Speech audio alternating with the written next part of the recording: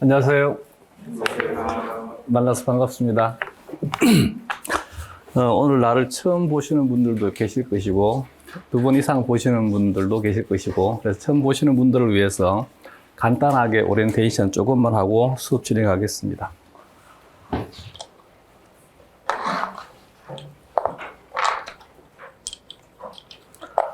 먼저 이 강의는 1월에서 4월까지 4개월 동안 진행이 되고, 주 강의는 원래 토요일인데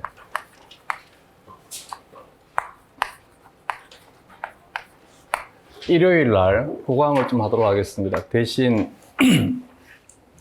1월 달에는 내가 12월 달에 했던 기본 강의가 아직 1월 달까지 진행이 돼요. 그래서 1월 달에 일요일은 기본 강의를 해야 되니까 1월 달은 토요일만 수업을 하고, 아마 1월 마지막 주부터 해서 2월에서 4월까지는 일요일 날 계속 좀 보강을 해야지만 진도를 맞출 수 있을 것 같아요.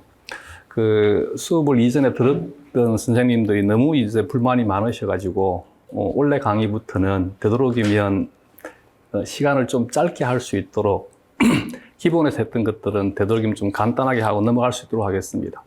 그래서 수업을 듣는데 많이 이해가 힘들면 기본 강의를 좀 들어주시는 것을 권합니다.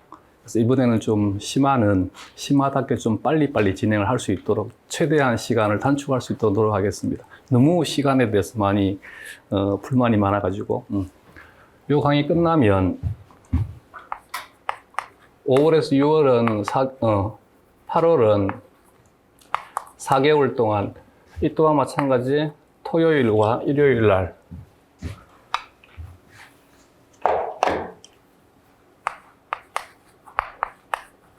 양일간 수업을 할 때 수업은 토요일로 하고 일요일 날은 보강을 하겠습니다. 이때는 기출 문제를 가지고 수업을 진행하는 문제풀이반을 할 것이고, 상황을 봐서 이번에 책을 개정을 하면서 너무 오래된 문제, 예를 들면 한 20년 된 문제들 혹은 15년 된 문제들, 출제 경향이 좀 많이 바뀌어 있으니까 문제들 대거 좀 빼버렸어요. 왜냐하면 문제 수가 너무 많아가지고 시간이 또 지연된다고 자꾸 불만이 많아가지고, 그래서 되도록이면 문제 수를 좀 많이 줄였습니다. 그래서 문제풀이반 진도를 보고 일요일 날은 격주로 하든지 아니면 시간이 좀 많이 지연되게 되면 매주 할 수도 있습니다. 9월에서 10월 강의는 6주 강의로 계속 수업을 해왔어요. 제가 책이 총 6권인데 한 권당 한 주씩 해서 모의고사 형식으로 진행을 하되, 대신 이제 9월에서 10월 달 강의는 내용학만 수업을 하도록 하겠습니다. 그리고 11월에 4주 강의로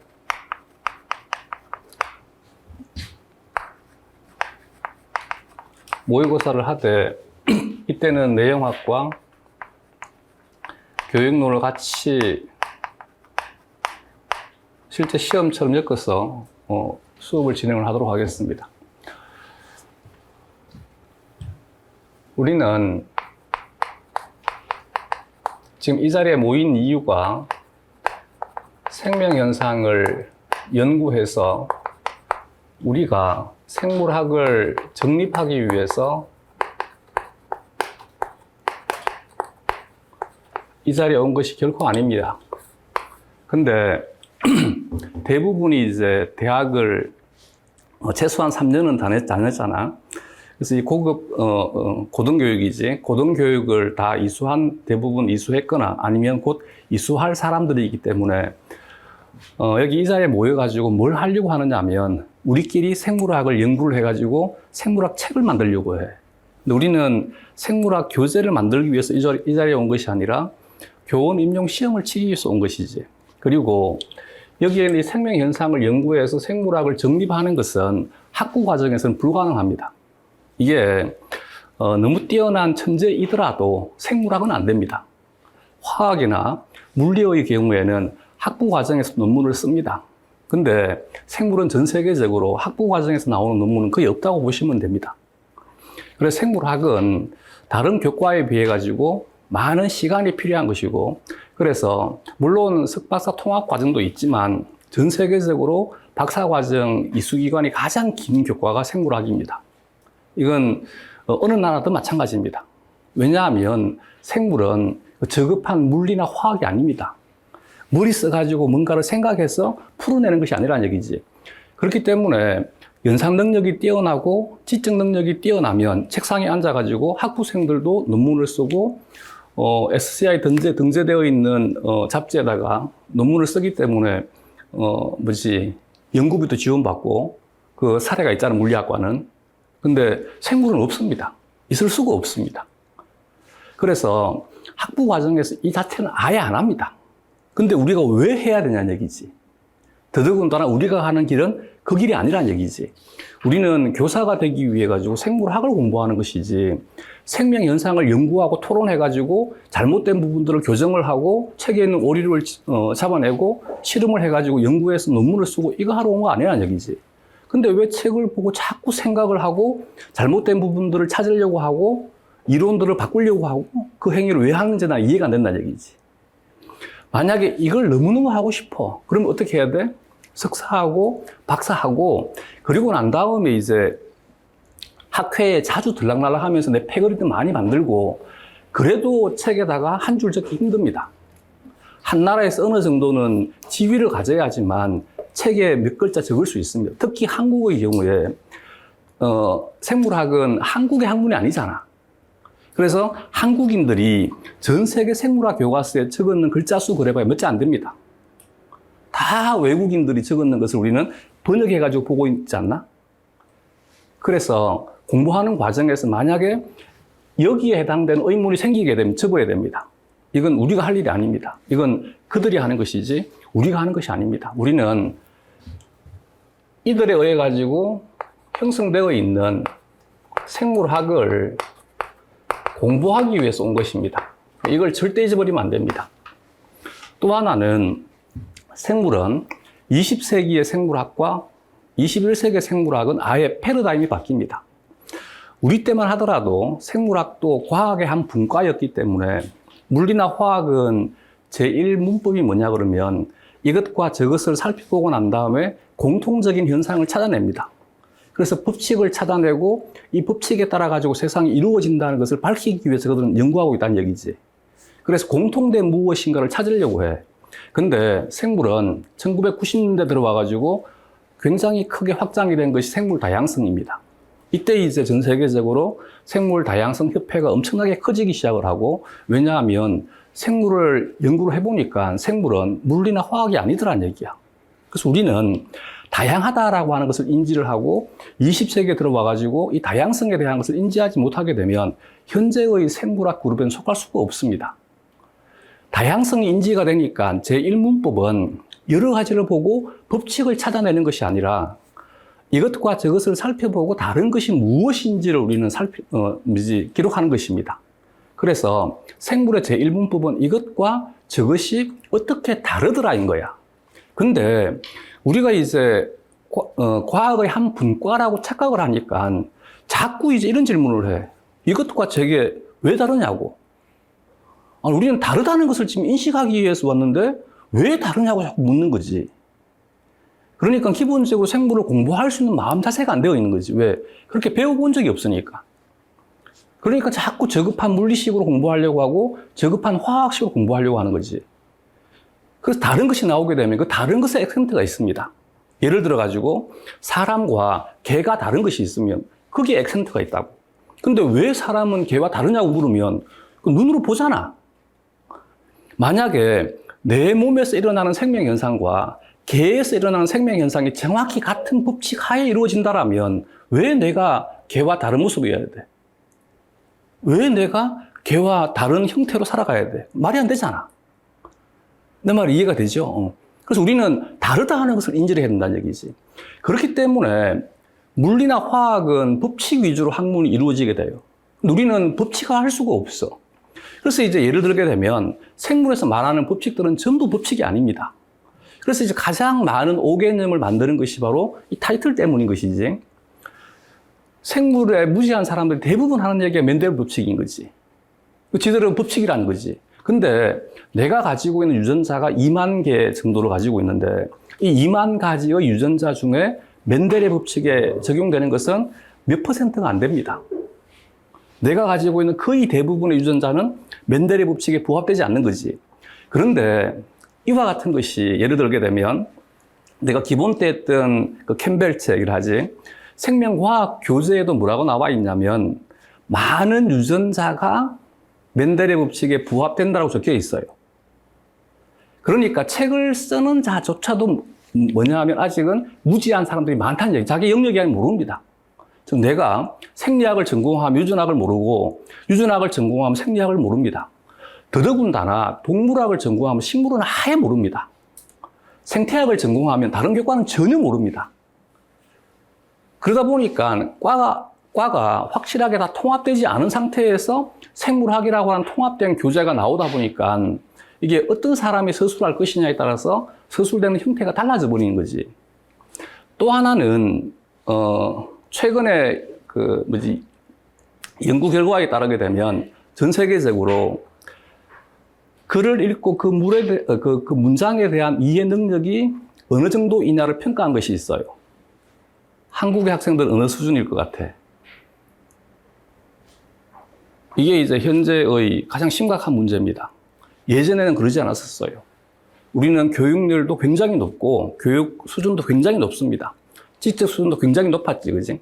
근데 지금 대학생들, 고등학생들, 중학생들을 대상으로 문장에 대한 해석 능력을 평가해 보니까 저 밑에 있습니다. 뭐냐 하면 시험에 특화되어 있는 거지. 그러다 보니까 스스로 책을 읽고 저자가 어떤 의도를 가지고 나에게 어떤 얘기를 하고 싶은지에 대해서 전혀 감각이 없는 거지. 그냥 나는 1번이 답인지 2번이 답인지만 체크하면 되는 거지. TV 프로에 뭔가 이제 학생들 교정해주는 그리고 그 수능 강사들이 나와가지고 해주는 게 있더라고. 보면 답을 어떻게 찾으면 되는지를 강의하더라고. 자, 발문을 보고 발문의 핵심이 뭐야? 이거 가지고 어떻게 답을 찾아야 돼? 이걸 배우고 있는 거지.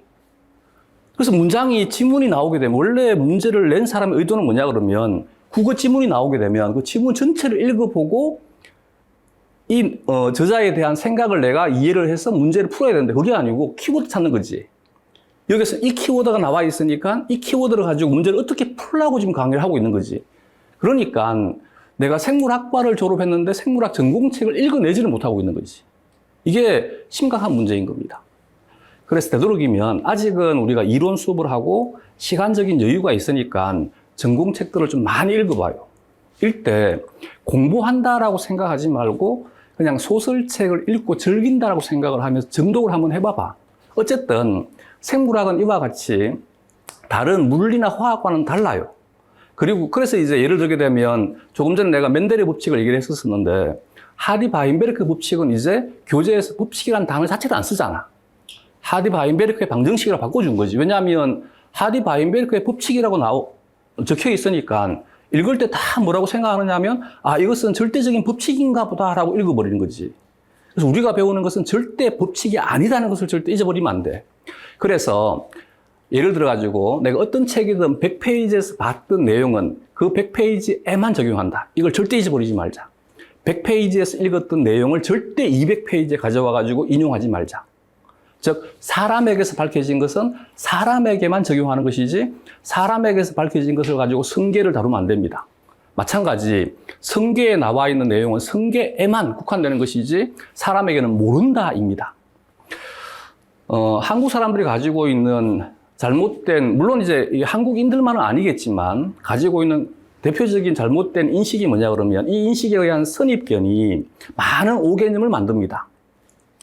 다다익선이지. 많으면 많을수록 좋다라고 생각합니다. 생물은 많다고 좋은 거 아닙니다. 생물은 부족해도 좋지 않고 많아도 좋지 않습니다. 생물은 적당해야만 됩니다. 또 하나는 뭐냐 그러면 흑백 논리에 너무 강한 것이 한국인들입니다. 그래서 우리는 내 편이 아니면 무조건 흑색인 것이. 근데 세상은 흑과 백으로 구성되어 있는 것이 아니고 대부분이 다 회색입니다. 회색. 그래서 예를 들어 가지고 사람이 철수가 남쪽으로 가 죽었는 거지. 그러면 뭐라고 착각하느냐 하면 북쪽으로 가면 잘 산다 착각하는 거지. 북쪽으로 가도 죽습니다. 그러니까 물어보 아니 그럼 남쪽으로 가도 죽고 북쪽으로 가도 죽으면 어떻게 해야 되냐고. 가만히 있으면 됩니다. 가만히 있으면 된다고. 그걸 못 떠올리는 거지. 무조건 움직여야 된다 착각하는 거지. 즉 무슨 말이냐, 어떤 질문에 대해서 이게 O냐 X냐라고 했었을 때 참도 아니고 거짓도 아닌 것이 있습니다. 이걸 이해를 못 하더라고. 그래서 우리는 무조건 참 아니면 거짓으로만 모든 것들을 판단하려고 하는 거지. 그게 아니고 참인 것도 있고 거짓인 것도 있고 참인지 거짓인지 모르는 것도 있습니다. 그러면 참인지 거짓인지를 모르는 것을 거짓이다 해도 틀린 말이고 참이다 해도 틀린 말입니다. 왜? 모른다가 답이기 때문에. 그렇지 않나? 이와 같은 사고력에 대한 것이 너무 이제 결핍이 되어 있는 거지. 이걸 한 번쯤은 짚고 넘어가야 됩니다. 어쨌든 그래서 생물학은 이제 이와 같은 것이 반영이 되기 때문에 저급한 물리나 화학처럼 이론을 만들 수가 없어요. 법칙을 통해서 이론을 정립할 수가 없습니다. 그래서 생물은 어떤 것을 선택을 했냐면 모델화 작업을 선택을 했어요. 이건 앞으로 절대 잊어버리면 안 되는 거 알겠지? 그러면 다양한 생명 현상이 있으면 이것을 예전에는 이제 우리는 뭐라고 배웠냐면 법칙을 중심으로 배웠어요. 그래서 그러니까 한 30년 전이지. 내가 동물 생리학을 배울 때만 하더라도 우리는 인체 생리학보다는 다른 동물들에 대한 생리를 배웠어요. 그러면서 이제 뭐라고 배웠냐면 개에서 나타나는 생리 현상을 법칙화해버리니까 이걸 통해서 우리 몸에서 일어나는 생리 현상을 이해할 수 있다라고 우리는 배운 거지. 그래서 개를 가지고 연구한다라고 배운 거지. 근데 지금은 안 됩니다. 개는 개고 나는 납니다. 그러면 다양한 생명 현상이 있으면 이 다양한 생명 현상들 중에 어떤 것을 이론으로 만들까에 대한 것은 서로 간에 합의가 있어야 되겠지. 자, 여기서 내가 어떤 단어를 썼냐면 합의인 것이지 진리가 아니지, 그지? 즉 우리는 책에 있는 것이 생물학자들의 합의에 의해서 이루어진 내용인 것이지 그분께 생각하시는 진리가 아닙니다. 이걸 잊어버리면 안 돼. 근데 책을 읽을 때 자꾸 뭐라고 착각하느냐면 진리다라고 착각을 하니까 이 책과 저 책이 왜 달라가 돼버린 거지. 근데 합의된 내용이니까 다를 수밖에 없는 거지. 그잖아. 각각의 강의실마다 휴식 시간이나 점심 시간은 약속이 다 다르잖아. 이걸 두고 왜 달라라고 하면 안 되겠지, 그지? 그래서 합의된 사항인 것이지 이건 진리가 아닙니다. 그래서 우리가 배우는 것은 모델화되어 있는 이론인 것이지 진리에 대한 것을 배우는 것이 아니란 얘기야. 이때 모델화할 때 서로 간에 합의된 사항이 뭐냐 그러면 되도록이면 여러 가지 생명 현상이 있으면 보편적인 것을 이론화하자는 것입니다. 근데 여기에서 문제가 발생을 해. 두 번째는 뭐냐 그러면 수리적인 이해가 필요한 것은 단순성입니다. 예를 들어 가지고 효소에 대한 작용 원리에 대한 것을 연구를 하고 설명을 하고 싶어. 이론화하고 싶어. 그러면 우리가 보고 있는 식이 뭐냐 그러면 효소가 기질과 결합을 해서 효소 기질 복합체를 형성한 다음에 효소가 생성물로 전환된다는 식을 기본식으로 둡니다. 요 식에 적용되는 효소 우리 몸에 거의 없습니다. 근데 이 이론을 배우고 난 다음에 다 뭘 하려고 하냐면 이걸 가지고 내 몸에 있는 효소에다가 적용하려고 합니다. 그러니까 잘못될 수밖에. 실제 일어나지 않습니다. 그럼 왜 이것을 우리는 이론으로 만든 거야? 가장 단순한 체제이기 때문에 이론으로 만든 거야. 여기서 이제 논리적인 모순이 생겨버립니다. 조금 전에 무엇을 이론으로 만든다고? 가장 보편적인 것. 자, 그러면 여러 가지 생명 현상이 있으면 이 현상에 대한 것을 각각에 대한 정도의 차이에 따라서 분포 양상을 그려보게 되면 정규 분포 곡선이야. 그럼 이 정규 분포 곡선에서 가장 보편적인 것은 가장 중심에 있는 것입니다. 이걸 이론으로 만든 거야. 근데 단순성에 근거해가지고 이론을 만드는데 생물의 제1문법이 뭐라고? 이것과 저것이 어떻게 다르다 그랬지, 그지? 그러면 노란색은 여기가 노란색이고 붉은색은 여기가 붉은색이야. 그래서 겹치는 부분이 있을 수밖에 없어요. 이럴 경우에 여기에 있는 푸른색 영역을 이론으로 만들어버리게 되면 노란색과 붉은색을 비교할 수가 없어. 그래서 비교하려니까 극단적인 것이 필요한 거야. 그래서 뭐를 선택했냐면 단순성의 원리를 선택했다는 얘기지. 그러면 붉은색을 대변할 수 있는 실제는 보편성에 근거하면 붉은색은 이 영역이 보편적인 거야. 그럼에도 불구하고 이론적인 모델은 이것을 선택한 거야. 노란색은 마찬가지. 보편적인 것은 이게 보편적인 건데 이론적인 모델은 이걸 설정해버린 거지. 그래야지만 둘은 명확히 비교될 수 있는 것이기 때문에. 그래서 생물학의 대부분의 서술 문장은 크다, 작다, 많다, 적다, 있다, 없다로 서술되게 되는 거지. 그러나 많다, 적다 너무 모호한 단어 아니야? 우리는 과학인데도 불구하고 이 모호한 단어를 가지고 책을 쓰고 있다는 얘기지. 그런데 모호하면 우리는 문과대학으로 가야 됩니다. 문학이지, 그치? 모호성을 그대로 인정해 주는 것은 문학이잖아. 그래서 문학은 무엇이 중요하냐면 독자의 생각도 중요합니다. 근데 우리는 이과대학이잖아. 과학은 획일되어야 되지 다양하면 안 되면 사고가. 근데 우리는 지금 모호한 단어를 가지고 문장을 서술하고 있어. 근데 이 서술되어 있는 문장이 모호하지 않아야만 돼. 유일한 방법이 뭘 것 같아? 저자의 생각만 의미가 있고 독자의 생각은 의미가 없습니다. 예를 들면 그 유명한 생물학적 종의 개념 기억나? 현재 또는 잠재적으로. 그지? 단어를 정의하는 문장에다가 뭐를 적어버리냐면 잠재적이라는 단어를 적어버린 거지. 무엇을 잠재적으로 할까인 거지. 사람마다 다 다르지 않을까? 그지 않아? 근데 우리는 이와 같은 문장을 버젓이 어깨에 힘주고 쓰고 있는 거지. 현재 또는 잠재적으로 생식이 가능한 집단을 종일화하자인 거지. 그럼 물리나 화학은 생물학에 대한 현재의 주소를 모른다라면 이거 말이 안 되는 거지, 이게. 그래서 내가 미트를 강의하고 피트 강의할 때 이 교수실에 화학하는 놈도 있고 유기화학 하는 놈도 있고 물리하는 놈도 있어요.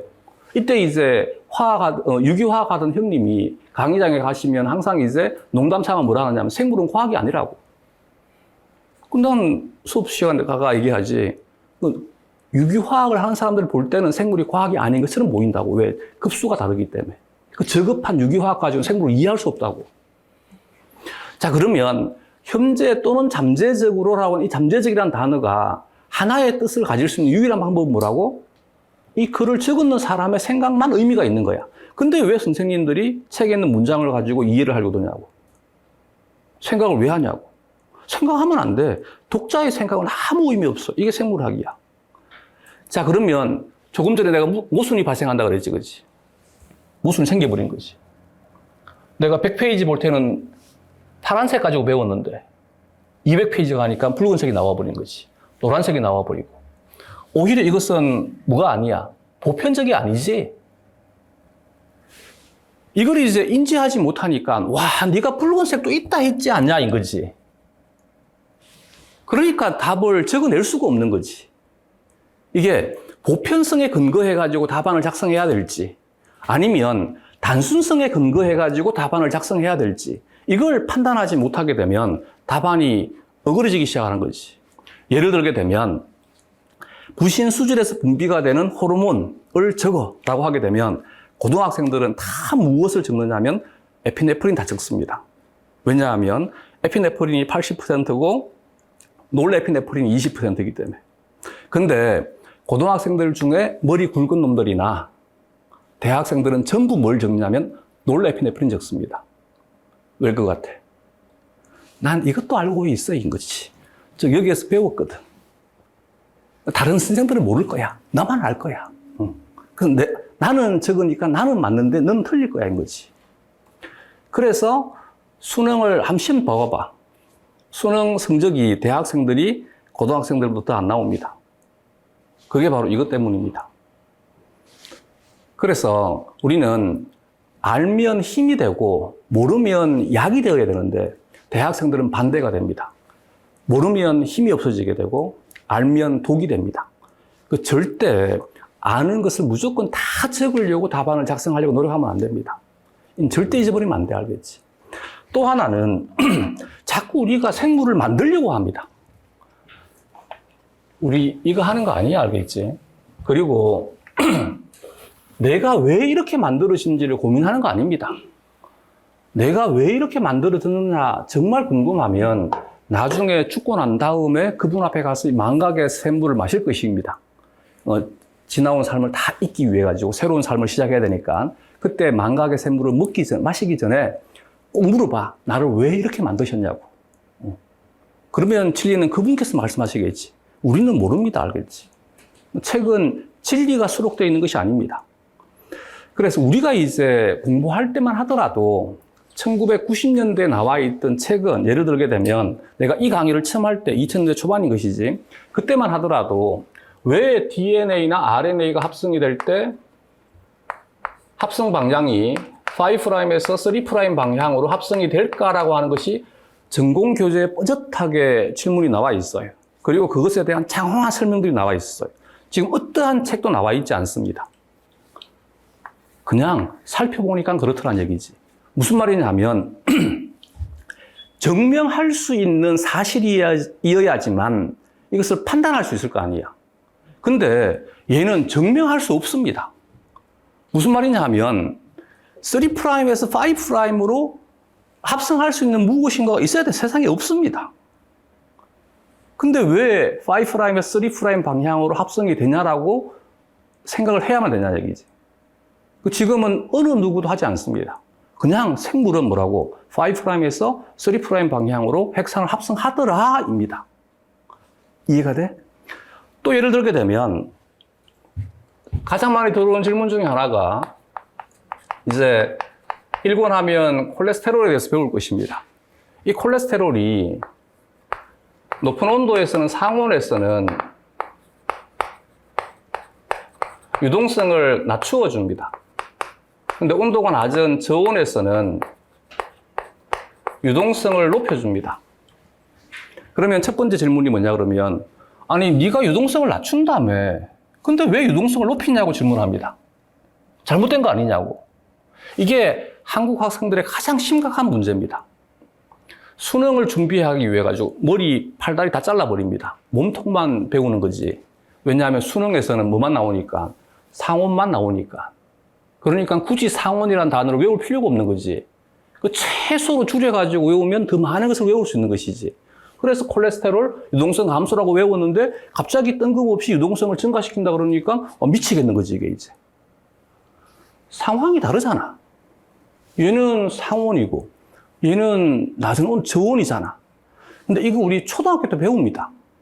어디에서 배우느냐면 물에다가 소금을 집어넣으면 소금물은 끓는 점이 올라가. 물의 유동성을 낮춰줘, 소금이.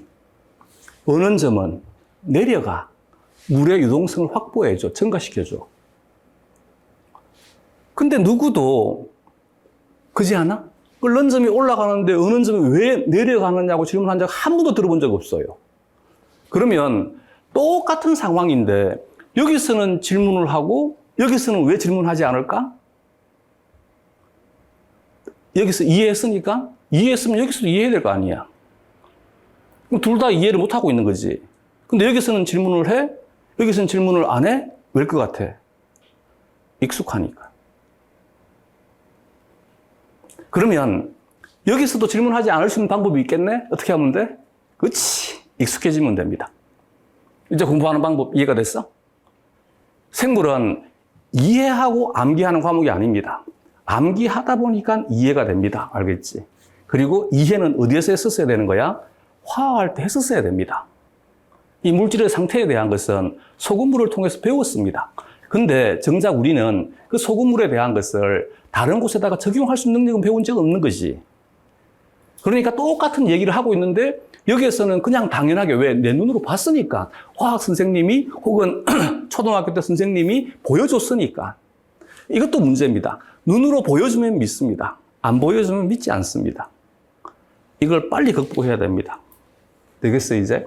두 번째 질문은 뭐냐 하면, 그러면 우리와 같은 동물의 경우에 온도가 떨어지게 되면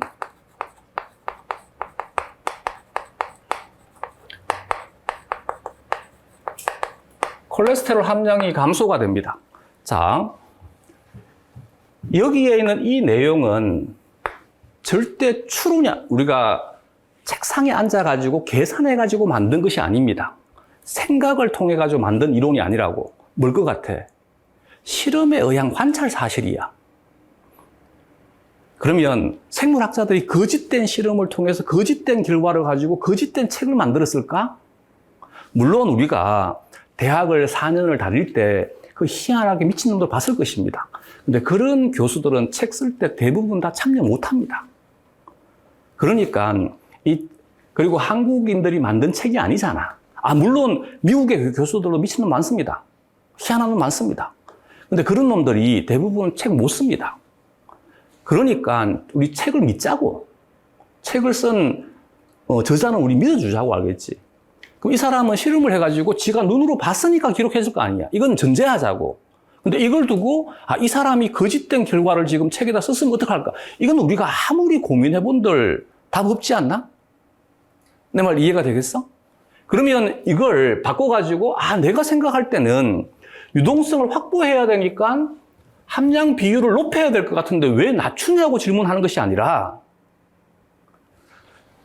함량 비율을 높여야지만 좋은데 함량 비율을 낮추고 있으니까 그래서 나는 저온에서는 잘 못 사는가 보다라고 느끼는 거야. 이게 생물학적 사고야. 그래서 앞으로 이 내용을 바꾸는 것이 아니고 똑같은 거잖아. 내가 이제 사장이야. 근데 신입사원이 되기 위해 가지고 지금 지원 서류를 냈다는 얘기지. 철수는 수학을 잘해요. 영희는 영어를 잘해요. 근데 철수 보고 너는 왜 영어를 못하냐고, 얘가 왜 영어를 못할까를 지금 고민하면 그건 사장이 아니잖아. 그렇다 해서 이미 대학을 졸업한 사람의 철수의 영어 성적을 내가 바꿔줄 수도 없잖아. 그럼 내가 할 일은 뭐야? 철수가 수학을 잘하니까 수학과 관련된 업무를 맡기면 되지 않을까? 내 말 이해가 되겠어? 대신 영어와 관련된 일을 맡기면 얘는 부족하겠지. 이거지. 이와 같은 체제를 가지게 되면 얘는 고온에서는 장점이 있는데 저온에서는 단점인 거지. 그래서 우리는 모든 환경에서 살 수 있도록 최적화된 것이 아닙니다. 특정 환경에서 살 수 있도록 최적화되어 있는 거지. 그래서 이것을 통해서 내가 어디에서 적응되어 있는지를 알 수 있는 거지. 이게 생물학적인 사고인 거야. 이걸 바꾸는 것이 아니라. 또 똑같은 예야. 예를 들게 되면 이것도 정말 질문이 많이 들어오는 것 중에 하나입니다. 사람의 경우에 고도가 높아지게 되면 헤모글로빈의 산소 친화력이 떨어집니다. 고도가 높아지게 되면 산소의 분압이 낮아지게 돼. 그래서 산소의 분압이 낮아지게 되면 적합한 것은 뭐가 되느냐 하면 산소 친화력이 낮아지는 것이 아니고 높아져야만 돼. 대표적인 동물이 라마라고 하는 고산지대의 포유동물입니다. 라마를 보면 산소 친화력이 높아, 우리보다 훨씬 더. 그래서 우리가 산소 친화력이 높아져야지만 고산지대에 살아갈 수 있어요. 근데 우리는 고산지대에 올라가게 되면 산소 친화력이 떨어지게 돼요.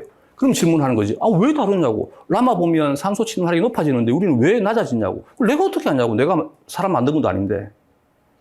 이제 이해가 되겠어? 책이, 그 질문의 기저배경에 뭐가 들어있는 거야? 책이 잘못되지 않았냐 얘기지. 책이 잘못되지 않았냐라고 고민하는 순간 절대 임용시험에 좋은 성적 못 받습니다. 이해가 됐어? 그러면 여기서 생물학적인 사고는 뭐라고? 그렇지. 사람은 고지대에 적합하지 않은가 보다를 느끼는 거야, 알겠지? 우리는 어디에 적합하게 진화가 되었다고? 저지대에서 살아갈 수 있도록 적합하게 진화가 된 거라고. 이제 이해가 되겠지, 그지? 그러면 많은 의문들이 해결되게 됩니다. 근데 그 전에 먼저 뭘 하면 되느냐면 먼저 외워. 그리고 자연스럽게 이해가 따라와야 돼. 그래서 먼저 이해를 하고 외우려고 하니까 안 된다고. 아까 예를 들었잖아. 소금물은 굳이 모르잖아. 그런데 이해된다고 착각하지. 그 정도면 되면 됩니다. 그래서 우리는 물리나 화학을 몰라도 됩니다. 왜? 생물학과지 물리학과나 화학과가 아니잖아. 그래서 되도록이면 빨리 임용되셔야 됩니다. 우리 지금 교육과정 바뀌잖아? 그지? 지금 누구부터 바뀌지? 중3부터 바뀌나? 교육과정 바뀝니다. 그래서 통합사회, 통합과학으로 바뀝니다. 그러면 임용도 바뀔 수 있습니다. 예전에 여러분들 선배님들은 다 물화생지를 다 공부했었어야 됩니다. 그때가 되면 정말 힘들어집니다. 그렇지 않겠어? 지금 다시 화학도 공부하고 물리도 공부하고 지구과학도 공부한다 그러면 막 갑자기 머리 쥐날라 하지 않아? 그렇지? 암 걸릴 거잖아. 그게 일반 화학, 일반 물리, 일반 지구화학에서 문제 나오는 것이 아니고 전공에서 문제 나옵니다. 미치지 않을까? 우리 교과를 예를 들게 되면 그때 그 당시에 통합과학 선생을 보면 돼. 공통과학 교사 임용 시험을 보게 되면 일반 생물 범위에서 문제를 낸다 했는데 전공 수준에서 문제가 나왔어요. 그 문제 4문제 배당됩니다. 우리 지금 배우는 것을 4문제 어떻게 그거 하려고. 이게 뭐 사실도 아니고. 지금 최대한 빨리 임용되시는 것이 좋습니다. 알겠지? 그러려면 시간 없으니까 생각 많이 하지 말고 책 많이 보고 많이 외우셔야 됩니다. 그리고 이거 아니고 적은 것 같은데 이거 하지 말란 얘기지. 이럴 것 같은데 저럴 것 같은데 혼자 생각하는 시간에 책 찾아봐야 됩니다. 알겠지?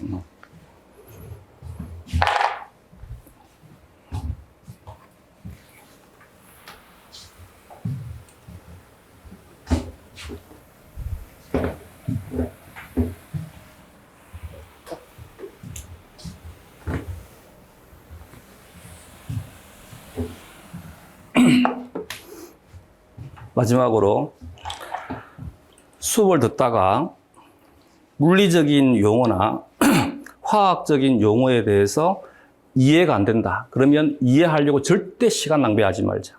그냥 우리는 받아들이면 됩니다. 우리가 지금 물리적인 원리를 공부하거나 화학적인 원리를 공부하려고 이 자리에 온 거 아니잖아.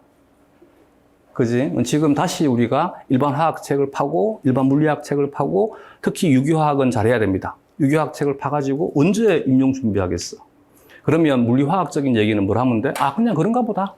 그냥 그런가 보다. 저런 것도 있는가 보다. 알겠지?